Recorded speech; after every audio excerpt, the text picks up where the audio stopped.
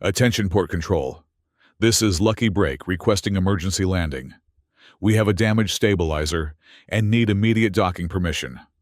The transmission crackled through the busy Zoltar Prime spaceport control room, causing barely a ripple of interest among the operators. Damaged ships were common enough in this sector. Triss, a third-level observer for the Galactic Documentation Corps, didn't even look up from his notes. Just another day documenting the barbaric culture of Zoltar Prime, a world that prided itself on its fighting pits and ruthless traditions. Until the alarm blared. Alert! Category 12, Deathworlder detected on incoming vessel. The entire control room froze. Triss's stylus clattered to the floor. His assistant Krill's bluish-gray skin paled several shades. "Did they just say Category 12? Krill whispered, his tentacle-like facial appendages quivering. Triss nodded slowly, suddenly very interested. "Fascinating. I believe we're about to witness something historically significant." Commander Pox burst into the control room, his forearms already reaching for communications, security protocols, and the emergency defense system. "Lock down all civilian areas. Prepare containment protocols. Where's Governor Zapp? He needs to know immediately." Triss watched with growing amusement as the entire spaceport descended into barely controlled chaos. He'd been documenting Zoltar culture for 3 rotation cycles, just enough time to understand their obsession with arena combat and their deeply ingrained fear of Deathworlders, beings from planets with such harsh conditions that the natives evolved to be exceptionally dangerous. And humans from Earth were considered the worst of them all. "This should make for an interesting entry in the Eternal Records," Triss muttered, activating his enhanced recording devices. "Krill, make sure we document everything." The ship landed with surprising grace despite its damaged stabilizer. Armed guards surrounded the landing pad, weapons trained on the airlock. Commander Pox stood at the front, all 4 hands holding ceremonial weapons, a clear message to the occupant. The airlock hissed open. A small figure stepped out. Triss blinked several times, adjusting his vision enhancers. The feared Category 12 Deathworlder was tiny, a human female, barely standing at 1.5 meters, with reddish-gold hair pulled back in a practical style. She wore simple utilitarian clothing, nothing that suggested the bloodthirsty killer that Zoltar propaganda had conditioned everyone to expect. Most surprising was her expression, calm, composed, almost serene as she surveyed the weapons pointed at her. "Hello," she said, voice clear and pleasant. "I'm Mika. My ship needs repairs. I'm hoping I can get some assistance before continuing my journey." Triss couldn't help but smile at the collective gasp from the security forces. This wasn't the snarling beast they expected. Commander Pox seemed particularly flustered, his ceremonial weapons suddenly looking absurdly theatrical. "Deathworlder!" Pox recovered quickly, his voice booming across the landing pad. "You have entered Zoltar Prime space. By our sacred traditions, you must prove your worth, or be expelled immediately." Mika looked genuinely puzzled. "I just need my stabilizer fixed. I'm happy to pay the standard rate." "Silence!" Pox bellowed, all 4 arms raised dramatically. "The laws of Zoltar Prime are clear. All Deathworlders who seek our hospitality must first demonstrate their capabilities in honorable combat." Triss leaned closer to Krill. "This is going to be fascinating. They're going to make her fight someone. Isn't that murder?" Krill whispered back, clearly distressed. "Depends on who they choose as her opponent," Triss replied. As if answering his speculation, a loud cheer erupted from the gathering crowd. A massive figure pushed through the onlookers, striding forward with the confidence of someone who commanded respect through fear. "Vex Torax," Krill whispered unnecessarily. Everyone knew the 4-armed Cortex champion of the Zoltar Prime fighting pits. 87 consecutive victories. His thermal-plated skin gleamed in the spaceport lights, muscles rippling across all 4 limbs. "I will test the Deathworlder," Vex announced, his deep voice echoing across the docking bay. In the great arena, 3 hours from now. He fixed his gaze on Mika, clearly expecting her to cower. She simply tilted her head slightly. Is this really necessary? I just need repairs. Vex laughed, a sound like grinding metal. The Deathworlder fears proper combat. Perhaps the stories of Earth's mighty warriors are mere fantasy. Triss watched Mika carefully. Something in her eyes changed. Not fear, but a kind of resigned recognition. She understood the situation perfectly. Commander Pox, she said calmly, I assume if I defeat your champion, my ship will be repaired, and I'll be free to continue my journey. Pox looked momentarily thrown by her directness. And this is impossible, but if you were to defeat Vex Torax, then yes, Zoltar Prime would grant you full hospitality rights. Mika nodded once. Then I accept the challenge. The crowd erupted in excited chatter. Vex Torax grinned, showing rows of sharpened teeth. The Great Arena, 3 hours. Prepare yourself, little Deathworlder. As Vex strode away, flanked by his entourage, Triss caught a glimpse of a tall, silent figure lingering at the edges of the crowd. Draz, Vex's right-hand enforcer. Where Vex was all showmanship and bravado, Draz was quiet, efficient lethality. The assassin's eyes followed Mika with calculating precision. They're taking her to the preparation chambers, Krill said, tugging at Triss's sleeve. Shouldn't we follow? For documentation purposes? Absolutely, Triss agreed. This could be the shortest stay of a Deathworlder in Zoltar history, or the most remarkable. Either way, the eternal records must capture every detail. The preparation chamber was a testament to Zoltar's fighting culture. Walls adorned with trophies from past champions, weapon racks gleaming with ceremonial blades, and medical stations for pre-combat enhancements. Mika sat quietly on a bench, drinking water from a container, seemingly oblivious to the attendants, nervously hovering nearby. Aren't you going to prepare? Krill asked her, unable to contain his curiosity. She glanced up. I am preparing. But you're not selecting weapons, or armor, or reviewing combat strategies, Krill pressed. Mika smiled faintly. Not all preparation is visible, friend. To everyone's astonishment. She then stretched out on the bench and closed her eyes. Within minutes, her breathing had slowed, indicating she had fallen asleep. Is she unconscious? One of the attendants whispered in disbelief. She's resting, Triss explained, fascinated by the human's composure. A common technique among certain Earth cultures before significant events. But she's about to face Vex Torax, another attendant hissed. No one has survived more than 12 minutes against him in the last 3 cycles. Triss shrugged. Perhaps Deathworlders have different perspectives on danger.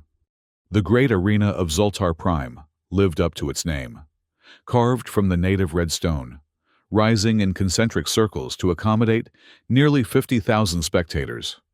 It was both architectural marvel and testament to the planet's bloody entertainment preferences.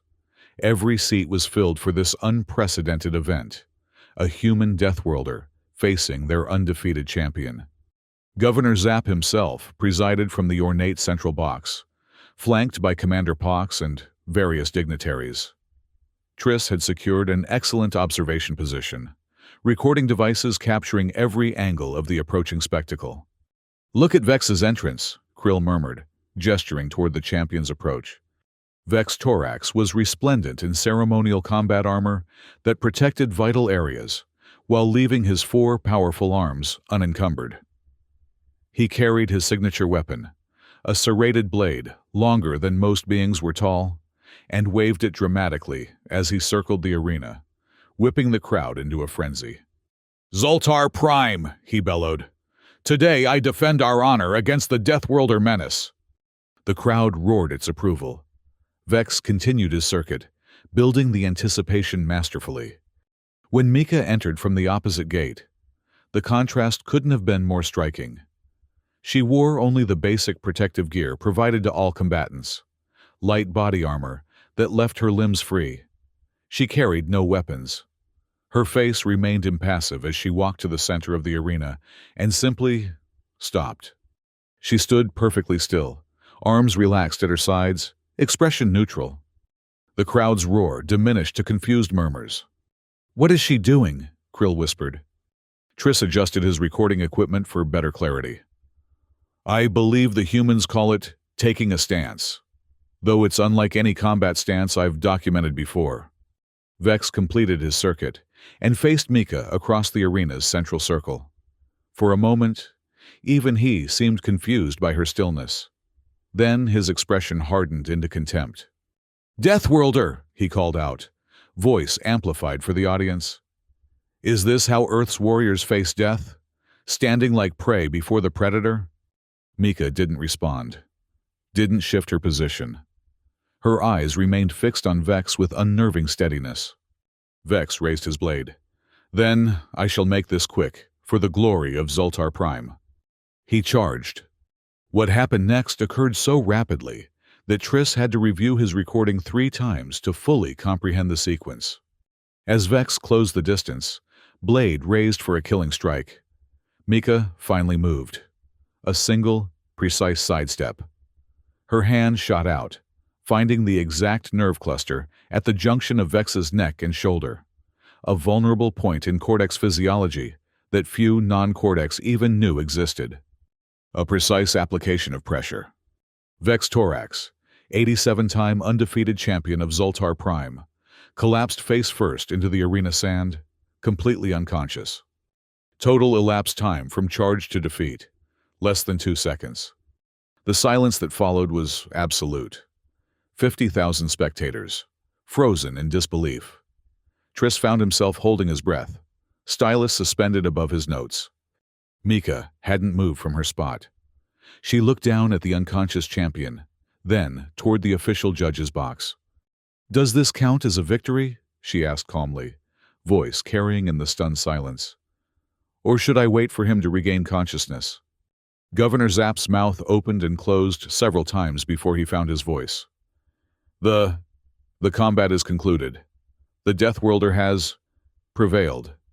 The arena remained silent for 3 more heartbeats before erupting into chaotic noise, shouts of disbelief, accusations of trickery, and a few isolated cheers from those who appreciated witnessing history, regardless of their champion's defeat. Mika simply nodded and walked toward the exit gate, leaving Vex's unconscious form for the medical team that rushed in. Triss scrambled to follow her, practically dragging Krill behind him. "Did you get all that?" he demanded. "I think so," Krill stammered. "But I'm not sure I understand what I saw."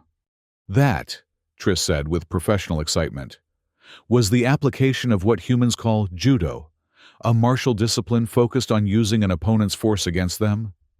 She identified a pressure point and applied precisely the right amount of force to render him unconscious without permanent damage.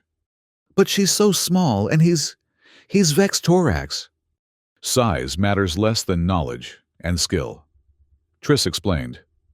"Something Zoltar culture, with its emphasis on brute strength, often fails to appreciate. This will make a fascinating cultural annotation in the records." As they reached the exit corridor, Triss noticed Commander Pox and a medical team intercepting Mika. "Deathworlder," Pox said. All 4 arms crossed defensively. "You will submit to a full medical scan. Such victory is unprecedented. We must verify you used no prohibited enhancements or devices." Mika's expression didn't change. "I am familiar with Galactic Council protocols regarding interspecies competitions. I will submit to standard medical verification. But I remind you that under Article 47 of the Traveler's Protection Code, any invasive procedures require my explicit consent." Pox's face contorted in surprise. "You claim protection under Article 47? "I do." Mika's voice remained perfectly even. "I believe Zoltar Prime is still a signatory to the Galactic Council Charter, despite your traditional cultural practices." Triss could barely contain his delight at this development. Article 47 was a rarely invoked but powerful protection for travelers who found themselves in potentially hostile jurisdictions. The fact that this human knew to cite it suggested she was far more than a random traveler with a damaged ship. Commander Pox clearly recognized the implications as well. His demeanor shifted from aggressive to cautiously diplomatic. Of course, standard verification only. Please follow the medical team to Chamber 3. As Mika was escorted away, Triss noticed a shadow move along the maintenance ducts overhead, a tall, lean figure slipping through the narrow passage. Draz, Vex's enforcer, was on the move. "Krill," Triss whispered, "follow the human and the medical team. I need to document another developing situation." The maintenance corridors of the Great Arena were designed for the small, six-limbed maintenance workers, native to Zoltar Prime. For Triss, navigating them required uncomfortable contortions, but his journalistic instincts drove him forward. He followed the subtle sounds of movement until he reached an intersection overlooking the path from Medical Chamber 3 to the spaceport. Draz was there, partially concealed in shadow, the ceremonial revenge blade gleaming in his hand. His intent was clear. Vex's humiliation would be avenged through assassination, away from public view. Ethically, Triss should have alerted security. Professionally, as a documenter of Zoltar culture, he was obligated to record events without interference. The conflict lasted only moments before his documentation responsibilities won out. He activated his highest resolution recorder and waited. Minutes later, Mika emerged from the medical chamber, flanked by two security guards. Commander Pox followed, looking distinctly uncomfortable. "The scan confirms no enhancements or prohibited devices," Pox announced stiffly. "Your victory stands. Your ship repairs have been prioritized and should be completed within one rotation cycle." Mika nodded. "Thank you, Commander. I appreciate your hospitality." As the group proceeded down the corridor toward the spaceport, Triss watched Draz tense, preparing to drop from his hiding place. The Enforcer's focus was absolute. The revenge blade angled for a killing strike. Mika stopped walking. Without looking up, she said quietly, "The ventilation duct above us contains an assassin with a ceremonial blade. I would prefer not to cause further embarrassment to Zoltar Prime by having to defend myself again." Commander Pox froze, then slowly looked up. "Draz? Is this some kind of joke?" The assassin remained motionless for a moment, then dropped to the floor with preternatural grace, landing in a fighting stance, blade extended. "The Deathworlder has shamed our champion," Draz said, his voice cold and precise. "Honor demands retribution." Mika sighed softly. "Commander Pox, I remind you that under Article 47, any harm that comes to me while under Zoltar Prime jurisdiction will require a full Galactic Council investigation." Pox's complexion darkened with alarm. "Draz, stand down immediately. That is a direct order."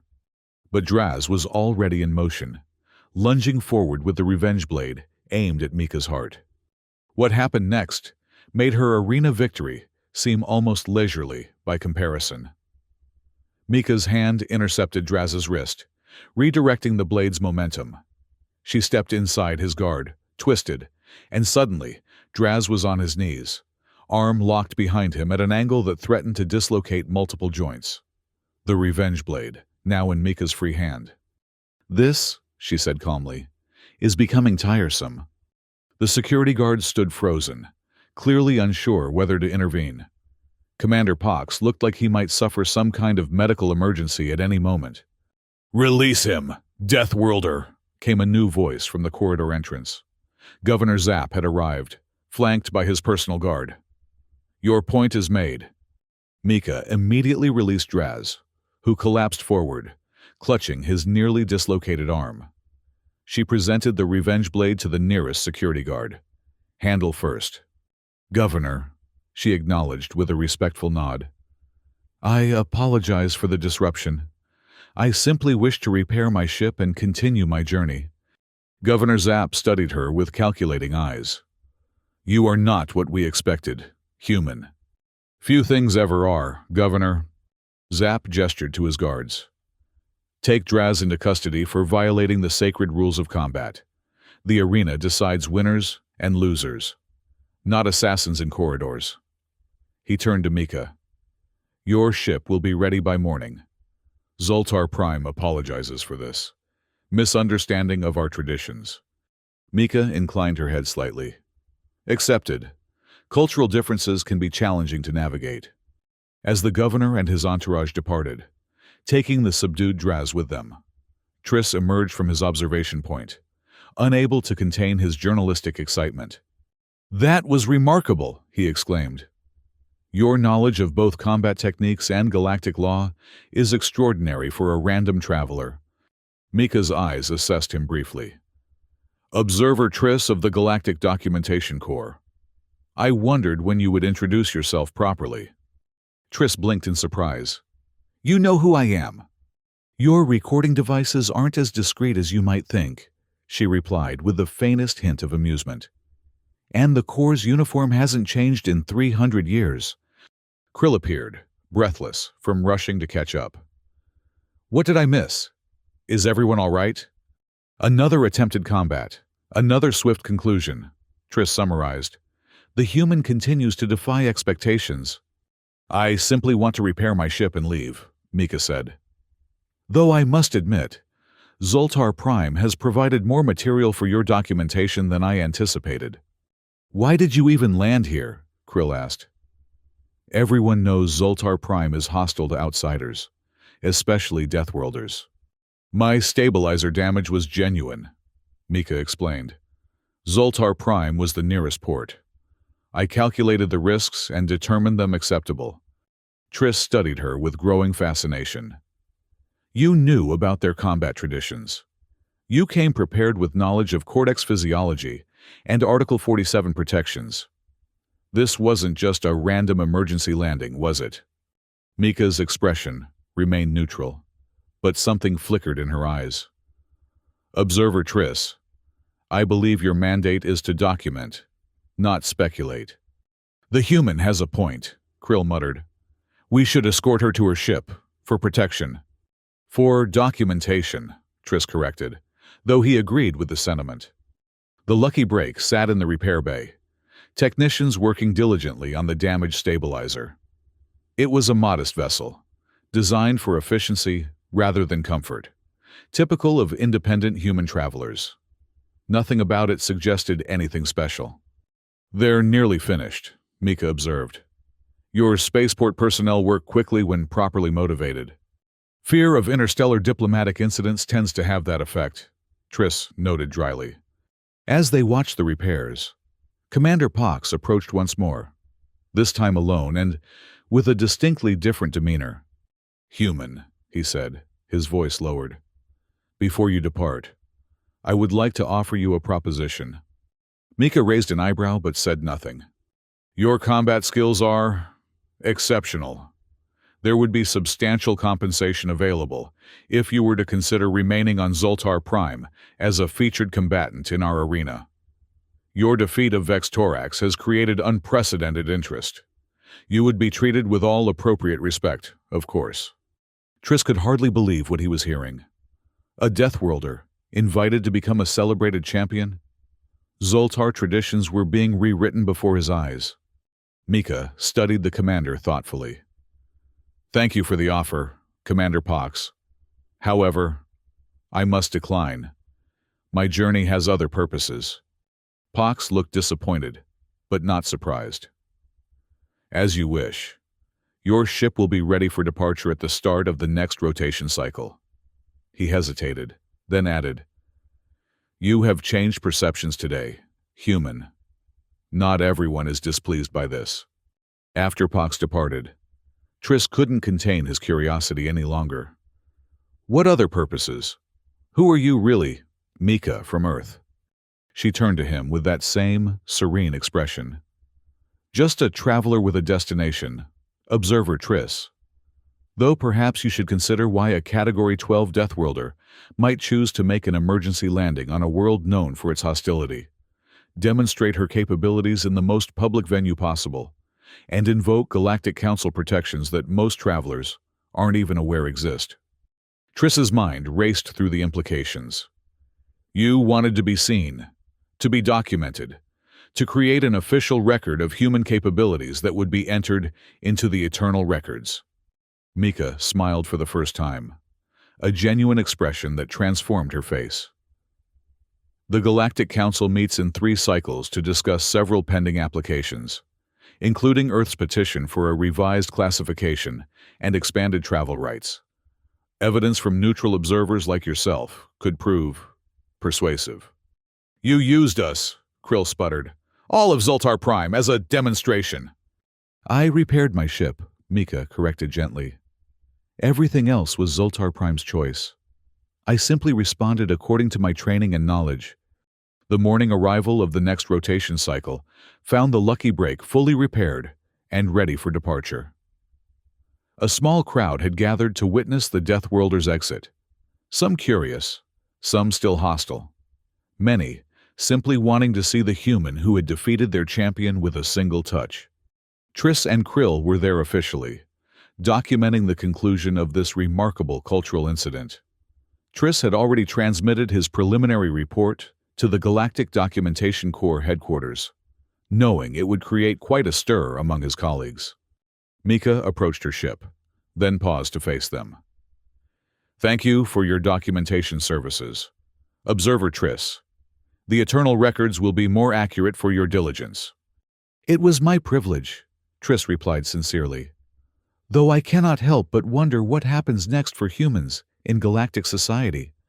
Mika's expression remained neutral, but her eyes held that hint of knowing amusement. Check your communication array once I've departed.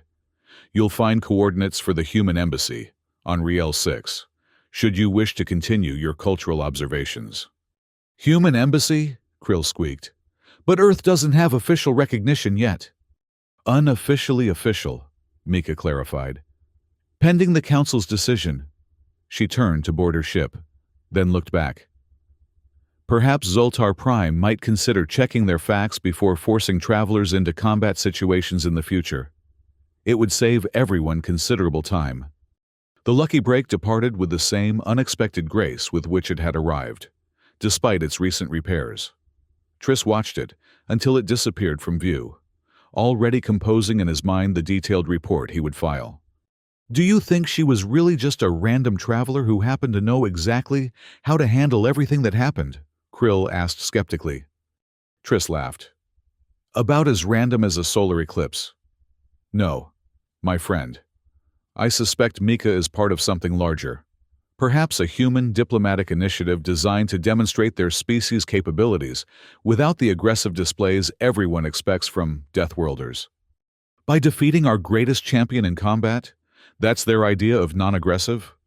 She didn't kill him, Triss pointed out. She could have, easily. Instead, she demonstrated precise control, knowledge of our laws, and a preference for peaceful resolution even when attacked. Rather clever messaging, when you think about it. His communication array chimed. The promised coordinates had arrived, along with a simple message. The eternal record should reflect that not all Deathworlders seek death. Some of us simply seek understanding. Safe travels. Observer Triss. What will happen to Vex Torax? Krill wondered, as they walked back toward their quarters. He'll recover physically, Triss mused. His pride may take longer to heal. As for his status as champion, well, that's for Zoltar Prime to decide. But I suspect their arena traditions may evolve after this incident.